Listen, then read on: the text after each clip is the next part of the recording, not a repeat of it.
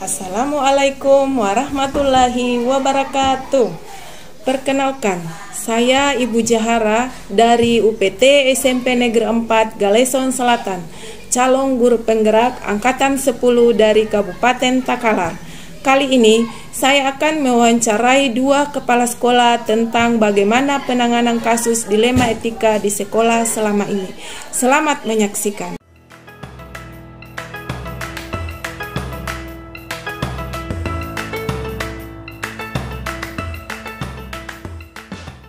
Assalamualaikum warahmatullahi wabarakatuh. Waalaikumsalam warahmatullahi wabarakatuh. Bagaimana kabarnya hari ini, Pak? Alhamdulillah baik. Sebelumnya terima kasih atas kesediaan Bapak untuk saya wawancarai terkait dengan kasus dilema etika. Baik, Pak, terkait dengan kasus dilema etika, saya ingin menanyakan beberapa hal. Yang pertama adalah selama ini bagaimana Bapak dapat mengidentifikasi kasus-kasus yang merupakan dilema etika dan bujukan moral. Ya, terima kasih atas wawancara ini. Mudah-mudahan wawancara ini bisa memberikan peluang untuk Ibu lolos di dalam tes ujian dalam guru penggerak ini. Jadi pertanyaannya itu bagaimana dapat mengidentifikasi kasus yang merupakan dilema etika atau bujukan moral ini. Yang pertama adalah kalau kasus ini termasuk kalau dilema kan bisa menimbulkan beberapa masalah, akan tetapi karena kita ini dalam suatu institusi dengan adanya pilihan yang benar atau pilihan yang sama, di mana kita ini bisa memberikan dua pilihan. Tapi ini kan karena kan dilema etika, pilihan yang sama-sama benar, ini kan menimbulkan dilema yang harus kita putuskan dengan baik. Kalau misalnya dilema etika. Kenapa? Karena itu butuh pertimbangan yang matang dan mantap. Kemudian kalau termasuk bujukan moral, itu adalah sudah bisa kita tahu mana yang benar, mana yang salah. Karena kita sudah bisa membedakan mana yang benar, mana yang salah, maka kita sudah bisa mengambil suatu keputusan yang benar atau yang tepat. Begitu barangkali, Bu. Iya, Pak. Jadi dilema etika itu Bapak bisa mengidentifikasinya dengan melihat bahwa kalau dilema etika itu dihadapkan dari dua pilihan yang sama-sama benar.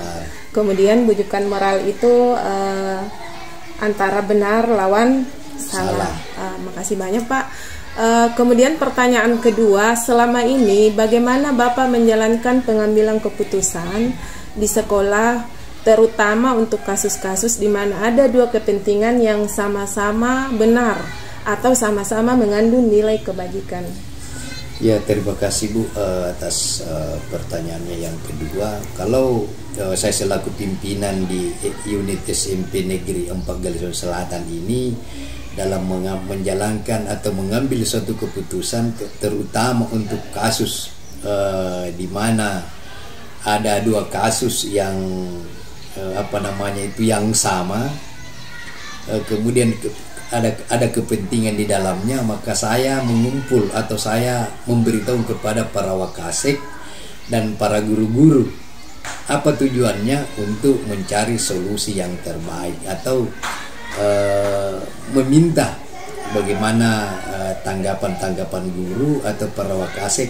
Jadi saya di sini kerjasama dengan para guru-guru PNS dan non PNS itu, jadi sehingga dalam pengambil keputusan kita mencari solusi yang terbaik begitu. Jadi ceritanya ini musyawarah ya, Pak? Iya, musyawarah dengan rekan-rekan wakasek, guru dan staf mungkin. Jadi pertanyaan ketiga, Pak, langkah-langkah atau prosedur seperti apa yang biasa Bapak lakukan selama ini? Ya, jadi kalau langkah-langkah yang selama ini kami lakukan itu sama seperti yang awal-awal itu saya selaku kepala sekolah atau pimpinan unit tetap mengumpulkan kepala sekolah, para guru-guru, apakah PNS atau non PNS, serta staf untuk mencarikan solusinya, begitu. Mencarikan solusi dari kasus tersebut. Dari kasus ya, Pak. tersebut, ya, Jadi betul. kita akan berembuk ceritanya Pak ini. Musyawarah. Baik Pak, untuk pertanyaan selanjutnya, hal-hal apa saja yang selama ini merupakan tantangan dalam pengambilan keputusan pada kasus-kasus dilema etika? Ya, jadi kalau berbicara tentang pengambilan keputusan dalam kasus dilema etika itu memang agak-agak itu harus kita membangun komunikasi yang baik, karena tanpa membangun komunikasi yang baik antara pimpinan dengan guru-gurunya itu tidak akan mungkin tercapai suatu tujuan-tujuan yang kita capai. Misalnya kita ingin menawarkan bagaimana solusi kerja, menawarkan solusi atau untuk mencarikan solusi yang terbaik dari setiap permasalahan yang ada di sekolah. Seperti itu Pak. Jadi mencari solusi bersama. Intinya adalah mencari solusi bersama-sama. Baik Pak, pertanyaan selanjutnya, apakah Bapak memiliki sebuah jadwal tertentu dalam sebuah penyelesaian kasus dilema etika? Apakah Bapak langsung menyelesaikan di tempat atau memiliki sebuah jadwal untuk menyelesaikannya? Bentuk atau prosedur seperti apa yang Bapak jalankan? Jadi kalau berbicara tentang apakah ada jadwal atau tidak ada jadwal, tidak ada jadwal. Karena kapan ada misalnya permasalahan atau dilema, itu langsung kita selesaikan secara bersama-sama dengan baik dan benar. Seperti itu Pak. Jadi kalau begitu tidak dijadwalkan sesuai tidak dengan kapan betul. Kasus itu terjadi mungkin Pak ya. Iya. Maka langsung diselesaikan hari itu juga. Jadi tidak ada jadwal. Jadi di sini. tidak ada jadwal, tidak dijadwalkan. Baik Pak, untuk pertanyaan selanjutnya, adakah seseorang atau faktor apa yang selama ini mempermudah atau membantu Bapak dalam pengambilan keputusan dalam kasus-kasus dilema etika? Jadi kalau pertanyaannya adakah yang membantu Pak? Iya, ya jadi kalau yang membantu ya jelas pasti ada yang membantu. Karena seorang pimpinan tidak akan mungkin bisa berjalan dia punya program kalau tidak ada bantuan atau tidak ada kerjasama yang baik di antara para guru-guru dan staf. Karena kepala sekolah itu menjalankan tugas dengan bantuan daripada para guru-guru bantunya, begitu. Berarti selama ini Bapak dibantu oleh para guru-guru untuk menyelesaikan kasus-kasus seperti itu Pak ya. Betul. Baik, untuk pertanyaan terakhir Pak, dari semua hal yang telah disampaikan, pembelajaran apa yang Bapak dapat petik dari pengalaman Anda dalam mengambil keputusan dilema etika? Jadi kalau berbicara tentang pembelajaran dalam pengambilan keputusan tentang dilema etika ini, itu saya kira yang begituan itu kita belajar pertama dari pengalaman lah. Karena dari pengalaman itu kita bisa mengambil suatu keputusan walaupun ini kita dalam dilema. Kalaupun misalnya sama-sama benar, ini kan kita harus bermusyawarah. Kalaupun ada yang salah ada yang benar, itu sudah sangat mudah karena kita sudah bisa mempertimbangkan tentang jalan keluarnya. Kalau yang salah ya salah dengan berdasarkan keputusan, kalau benar ya berdasarkan juga keputusan. Jadi kita bermusyawarah dan bermufakat untuk mencari keputusan yang tepat. Kita musyawarah dalam arti kata mana suara yang terbanyak untuk memutuskan sesuatu, itulah yang benar. Iya Pak, seperti itu. Jadi intinya adalah musyawarah. Iya, musyawarah. Jadi selama ini pengalaman Bapak dalam mengambil keputusan musyawarah. Mengambil suara terbanyak. Jika itu adalah dilema etika, maka kita bermusyawarah untuk mendapatkan suara terbanyak karena kita dihadapkan oleh dua situasi yang sama-sama benar. Beda dengan bujukan moral ya Pak, karena kita hanya langsung mengambil yang benar saja karena benar lawan salah kalau bujukan moral. Terima kasih banyak Pak atas waktunya. Demikianlah wawancara kami dengan Bapak Kepala Sekolah UPT SMP Negeri 4 Galesong Selatan. Saya tutup dengan ucapan Assalamualaikum warahmatullahi wabarakatuh. Waalaikumsalam warahmatullahi wabarakatuh. Makasih Pak.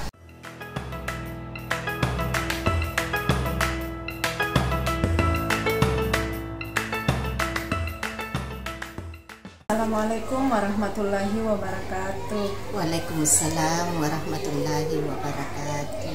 Bagaimana kabarnya Bu hari ini? Alhamdulillah sehat Ibu. Makasih banyak Ibu karena Ibu sudah bersedia untuk saya wawancarai terkait dengan penanganan kasus dilema etika. Baik Bu, terkait dengan penanganan kasus dilema etika ada beberapa pertanyaan yang ingin saya ajukan. Yang pertama, selama ini bagaimana Ibu dapat mengidentifikasi kasus-kasus yang merupakan dilema etika dan rujukan moral? Nah, kalau kasus dilema etika ditandai dengan adanya pilihan benar lawan benar, di mana kita dihadapkan pada dua pilihan yang membuat kita dilema dalam memilihnya karena sama-sama benar. Sedangkan kasus rujukan moral ditandai dengan benar lawan salah, sehingga bisa langsung memilih yang benar. Seperti itu ya Bu, jadi sangat kentara antara dilema etika dan rujukan moral. Karena kalau dilema etika benar lawan benar, sedangkan rujukan moral itu adalah benar lawan salah. Baik Bu, untuk pertanyaan kedua, selama ini bagaimana Ibu menjalankan pengambilan keputusan di sekolah, terutama untuk kasus-kasus di mana ada dua kepentingan yang sama-sama benar atau sama-sama mengandung nilai kebajikan? Nah, selama ini dalam menjalankan pengambilan keputusan terutama untuk kasus di mana ada dua kepentingan atau pilihan yang sama-sama benar atau sama-sama mengandung nilai-nilai kebajikan, tentunya saya tidak memutuskan sendiri, akan tetapi bermusyawarah dulu dengan para guru-guru dan staf. Seperti itu yang terjadi, bermusyawarah dengan guru-guru di sekolah. Baik Bu, pertanyaan ketiga, langkah-langkah atau prosedur seperti apa yang biasa Ibu lakukan selama ini dalam menyelesaikan kasus dilema etika? Kalau langkah-langkah atau prosedur yang biasa kami lakukan adalah dengan mengumpulkan guru-guru dan staf dan menyampaikan permasalahan tersebut serta menawarkan pilihan atau solusi. Seperti itu, jadi mengumpulkan teman-teman guru dan menawarkan solusi dari dua pilihan yang sama-sama bernilai benar. Betul. Jadi untuk pertanyaan keempat, hal-hal apa saja yang selama ini Ibu anggap efektif dalam pengambilan keputusan pada kasus dilema etika? Nah, hal yang paling efektif dalam pengambilan keputusan pada kasus di mana etika adalah dengan musyawarah, yaitu komunikasi yang baik dengan para guru-guru dan staf. Jadi menjalin komunikasi yang baik ya. Baik, untuk pertanyaan selanjutnya, hal-hal apa saja yang selama ini merupakan tantangan dalam pengambilan keputusan pada kasus-kasus dilema etika? Kalau tantangan di dalam pengambilan keputusan pada kasus dilema etika adalah ketika kita dihadapkan dengan situasi di mana kita harus memilih satu di antara dua pilihan, yaitu sama-sama mengandung nilai-nilai kebijakan dan sama-sama penting. Jadi ceritanya kita dilema Bu ya, karena di mana ada dua pilihan, di mana pilihan itu sama-sama mengandung kebajikan dan sama-sama penting. Betul-betul dilema ya. Selanjutnya Ibu, apakah Ibu memiliki sebuah jadwal tertentu dalam penyelesaian kasus dilema etika? Apakah langsung diselesaikan di tempat atau harus dijadwalkan? Bentuk atau prosedur seperti apa yang Ibu lakukan?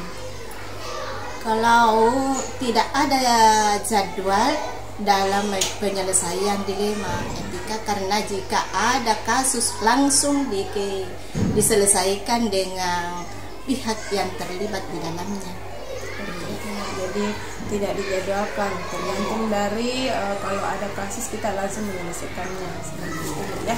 Baik, pertanyaan selanjutnya, adakah seseorang atau faktor-faktor yang selama ini mempermudah atau membantu Ibu dalam pengambilan keputusan dalam kasus dilema etika? Yang membantu saya dalam menyelesaikan kasus dilema etika adalah guru dan staf. Guru dan staf ya. Itu yang membantu Ibu dalam menyelesaikan kasus dilema etika. Baik Bu, pertanyaan terakhir, dari semua hal yang telah saya sampaikan, pembelajaran apa yang dapat Ibu petik dari pengalaman Anda dalam mengambil keputusan dilema etika? Nah, pembelajaran yang dapat saya petik dari pengalaman saya mengambil keputusan dilema etika adalah bahwa di dalam mengambil keputusan dalam kasus dilema etika, kita tidak boleh memutuskan sendiri tanpa melihat regulasi atau aturan yang berlaku, serta perlunya mengkomunikasi terlebih dahulu dengan para guru-guru dan staf. Gitu ya, Bu. Jadi intinya adalah komunikasi dan musyawarah dengan guru-guru di sekolah. Terima kasih Bu atas waktunya. Sekian, saya tutup dengan ucapan Assalamualaikum warahmatullahi wabarakatuh. Waalaikumsalam warahmatullahi wabarakatuh.